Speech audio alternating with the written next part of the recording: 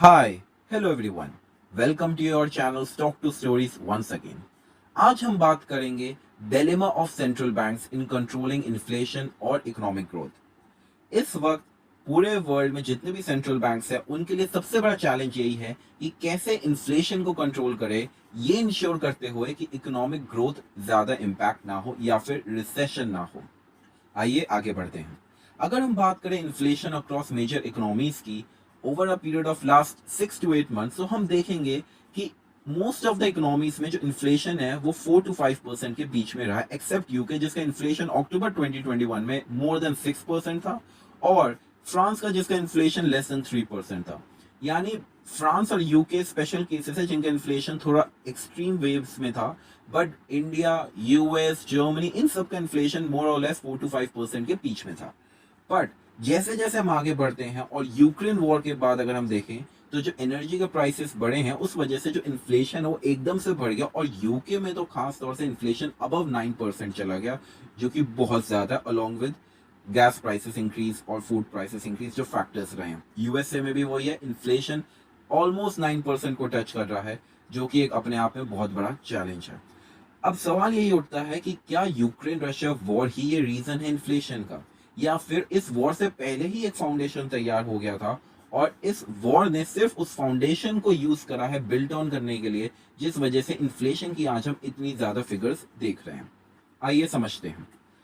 अगर बात करें इन्फ्लेशन की, तो इन्फ्लेशन का सबसे बड़ा रिलेशन लिक्विडिटी से है। मार्केट में जब लिक्विडिटी ज्यादा है, यानी लोगों के हाथ में पैसा ज्यादा है, तो खर्च करने की टेंडेंसी भी ज्यादा रहेगी, और अगर उस खर्च करने यानी उस डिमांड को मीट ना करा जाए, यानी सप्लाई उस हिसाब से ना हो, तो चीजों की कीमतें बढ़ेगी और यानी महंगाई बढ़ेगी। तो ये बहुत सिंपल सा कंसेप्ट है सप्लाई और डिमांड के ऊपर।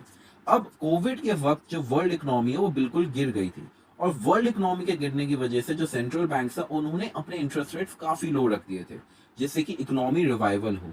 बट उसके साथ साथ गवर्नमेंट्स ने भी काफी सारे अपने स्टिमुलस पैकेज अनाउंस करे। यूएस ने अपना मोर देन $1 ट्रिलियन का इतना बड़ा स्टिमुलस पैकेज दिया। तो एक तरफ तो सेंट्रल बैंक्स ने अपने इंटरेस्ट रेट्स कम रखे, जिससे कि वो चाहते कि बैंक्स लेंड करें और इकोनॉमी में क्रेडिट रिवाइवल हो, और दूसरी तरफ गवर्नमेंट ने भी डायरेक्ट टारगेटेड स्कीम के थ्रू लोगों की हेल्प करी, जिससे कि कोविड का जो इम्पैक्ट है वो एब्जॉर्ब करा जा सके और इकोनॉमी को बचाया जा सके। यानी वॉर से पहले ऑलरेडी मार्केट में बहुत सारा पैसा था, और ये most of the western economies में काफी ज्यादा प्रोमिनेंट था, क्योंकि उनके पास प्रिंट करने की कैपेसिटी मनी की ज्यादा है, उनके पास रिसोर्सेस भी ज्यादा है, डेट उनका ज्यादा ले सकते हैं, रेटिंग्स भी उनकी बेटर है। अब हुआ क्या, जब यूक्रेन रशिया वॉर हुई तो रशिया के गैस के ने रशिया जो है एक बहुत बड़ा गैस प्लेयर है, तो जो गैस की जो सप्लाईज है वो रशिया ने धीरे धीरे यूरोप को कम करी, और यूरोप के पास कोई इजीली ऑल्टरनेटिव अवेलेबल नहीं है इंस्टेंटली, जिसकी वजह से यूरोप में गैस प्राइसेस बढ़ने लगे। इनफैक्ट रशिया के सप्लाई कम करने से पहले ही उस ईयर में गैस प्राइसेस बढ़ने लगे, और इसका इम्पैक्ट यूरोप में नहीं बल्कि पूरे वर्ल्ड मार्केट में आया, क्योंकि रशिया एक बहुत बड़ा ऑयल मार्केट का प्लेयर है। इनफैक्ट 40% जो यूरोप की गैस है वो रशिया से ही आती है। यानी रशिया की जो गैस की सप्लाईज हैं जो यूरोप के पास नहीं पहुंची, उस वजह से एक मार्केट में अपने आप में एक बहुत बड़ा उछाल देखा गया गैस प्राइसेस में, और वो गैस प्राइसेस आगे जाके ट्रांसलेट हो रहे हैं डिफरेंट डिफरेंट वेज में इन टर्म्स ऑफ फ्यूड और भी चीजें। तो यानी फाउंडेशन तो पहले से था, बस वॉर ने उस चीज को एग्रीवेट कर दिया। और ये गैस कहीं नहीं है, वीट के प्राइसेस, क्योंकि यूक्रेन और रशिया दोनों, यूक्रेन तो खासतौर में बहुत बड़ा एक्सपोर्टर है वीट का अफ्रीका को, तो अगेन एक फूड क्राइसिस वहां पे इरप्ट होता। बट अगेन रिसेंटली अभी अलाउ कर दिया है रशिया ने यूक्रेन को अपने वीट एक्सपोर्ट्स करने के लिए, बट वो भी एक बहुत बड़ा फैक्टर है। इसके अलावा फर्टिलाइजर, बेलारूस एक बहुत बड़ा एक्सपोर्टर है फर्टिलाइजर्स का, रशिया भी एक्सपोर्टर फर्टिलाइजर्स का, तो काफी बड़ी कॉमोडिटी, काफी सारी कॉमोडिटीज ये दो कंट्रीज वर्ल्ड को एक्सपोर्ट करती हैं एज लीड एक्सपोर्टर्स। तो कॉमोडिटीज में काफी ज्यादा प्राइस इंक्रीज हुआ, और जब कॉमोडिटीज इंक्रीज होंगी तो एंड कंज्यूमर को डेफिनेटली वो इम्पैक्ट फील होगा। यानी इसका मतलब वॉर से पहले ऑलरेडी एक फाउंडेशन था, और वॉर ने उस फाउंडेशन के ऊपर बिल्ड करते हुए इन्फ्लेशन फिगर्स इतने आगे तक चले गए। बट सवाल ये उठता है कि क्या सेंट्रल बैंक को इस बात का पहले से एहसास नहीं था? फेडरल बैंक जो यूएस का है उसको पहले ये बात कह रहे थे वो कि ये इन्फ्लेशन ट्रांजिटरी है। ट्रांजिटरी का मतलब कुछ टाइम के लिए फिर चला जाएगा, जो कि बाद में गलत साबित हुआ, और फेडरल बैंक ने बाद में अपनी स्टेटमेंट से ट्रांजिटरी वर्ड हटा दिया, जो बाद के प्रेस रिलीजेस है। On the other hand bank of England पहला सेंट्रल बैंक बना था दिसंबर में, जिसने पहली बार अपने इंटरेस्ट रेट्स बढ़ाए थे। क्योंकि बैंक ऑफ इंग्लैंड ने साफ अपने प्रेस रिलीज में कहा था, स्टेटमेंट्स में कहा था कि they are concerned about inflation in medium term, यानी उनको लग रहा है कि इन्फ्लेशन एक बहुत बड़ा कॉज है और मीडियम टर्म में हमें उसे एड्रेस करना चाहिए। तो कहीं ना कहीं ना केवल फेड बल्कि दुनिया के जितने भी सेंट्रल बैंक्स हैं उन्होंने काफी टाइम लगाया इस प्रॉब्लम को एड्रेस करने में। एक रीजन ये भी हो सकता था कि वो चाहते थे कि उनकी इकोनॉमी पे इम्पैक्ट ना आए और इसलिए वो थोड़े से हेसिटेंट थे इंटरेस्ट रेट्स बढ़ाने के लिए। बट अब इन्फ्लेशन इतना ज्यादा हो गया है कि उनको इंटरेस्ट रेट्स बहुत कम स्टेप्स में बहुत ज्यादा हाइक देने पड़े हैं, जिसका इम्पैक्ट मार्केट पे आएगा। अब सवाल उठता है कि आगे क्या।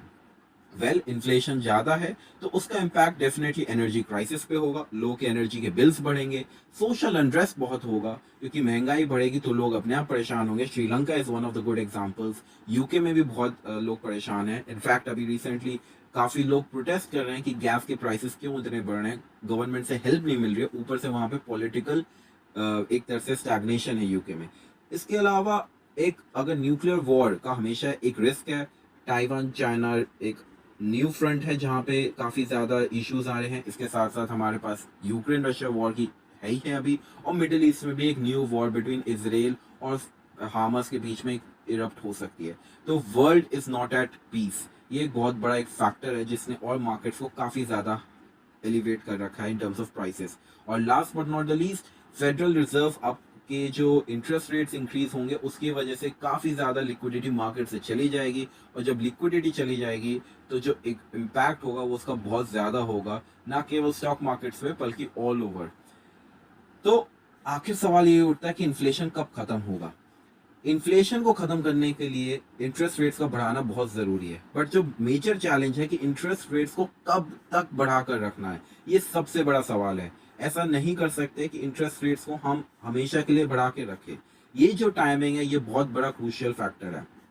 पॉल वॉकर जो यूएस के फेडरल रिजर्व चेयरमैन थे इन 1970s एंड 80s, उन्होंने नियरली दो रिसेशन मास्टर करे थे, पास ऑन करे थे, जिसकी वजह से इन्फ्लेशन यूएस में गिरा था, क्योंकि 1970s और 80s में इन्फ्लेशन बहुत हाई था और उस इन्फ्लेशन को कंट्रोल करने के लिए नियरली 2 रिसेशंस यूएस को देखने पड़े, तब जाके वो इन्फ्लेशन आया। तो इसलिए आजकल ये डर है कि क्या अब एक और नया रिसेशन आएगा। ये एक बहुत अपने आप में सवाल है, बट नेक्स्ट वीडियो में हम ये जरूर डिस्कस करेंगे कि पॉल वॉकर ने क्या करा था जिस वजह से 1970s और 80s में इन्फ्लेशन अपने आप में कंट्रोल आया था। आशा करता हूँ आपको ये वीडियो बहुत अच्छा लगा होगा। प्लीज इसको लाइक करिए, शेयर करिए, सब्सक्राइब करिए। Until next time, thank you.